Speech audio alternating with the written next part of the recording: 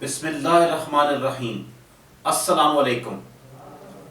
اقبال شہرۂ آفاق شاعر، ان کی کتابیں بانگ درا، زبور عجم، ضرب کلیم اور شہرۂ آفاق نظمیں شکوہ جواب شکوہ،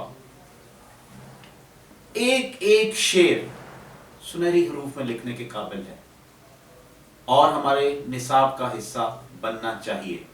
اقبال جب شعر کہتے تھے تو گھنٹوں قرآن مجید پڑھتے اور اس کے بعد گھنٹوں روتے رہتے،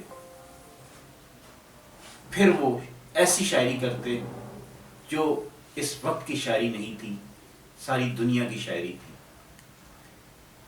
آتا ہے یاد مجھ کو گزرا ہوا زمانہ، وہ باغ کی بہاریں، وہ سب کا چہچہانا، پرندے کی فریاد جب وہ قید میں ہوتا ہے۔ شکوہ جواب شکوہ میں کہتے ہیں، تھے ہمیں ایک تیرے مارکا آراؤں میں، خشکیوں میں کبھی لڑتے کبھی دریاؤں میں، دی اذانیں کبھی یورپ کے کلیساؤں میں، کبھی افریقہ کے تپتے ہوئے صحراؤں میں۔ وہ زمانے میں معزز تھے مسلمان ہو کر، اور تم خار ہوئے تارک قرآن ہو کر۔ اقبال بڑا اپدیشک ہے، من باتوں میں موہ لیتا ہے، افکار کا غازی بن تو گیا، کردار کا غازی بن نہ سکا۔ وہی جواں ہے قبیلے کی آنکھ کا تارا، شباب جس کا ہے بے داغ، ضرب ہے کاری۔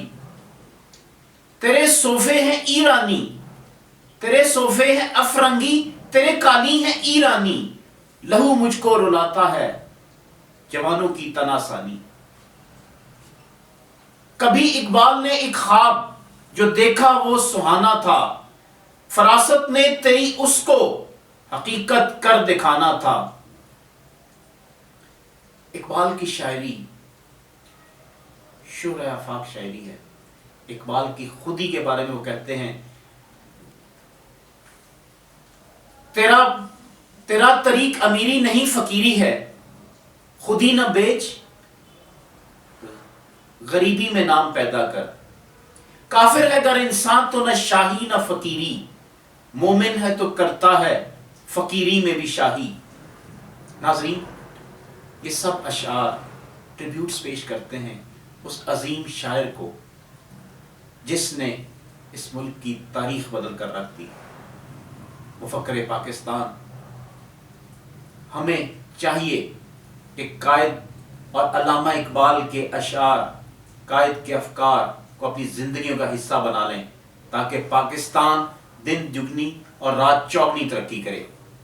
اس کے ساتھ ہی آپ سے اجازت لیتے ہیں، اگلی بار کسی بھی نئی شخصیت کے جنم یا ان کی وفات کے دن پر ان کے شہرۂ آفاق کاموں کو آپ کے سامنے لائیں گے اور اس نسل کی تربیت کریں گے۔ تب تک کے لیے اللہ حافظ۔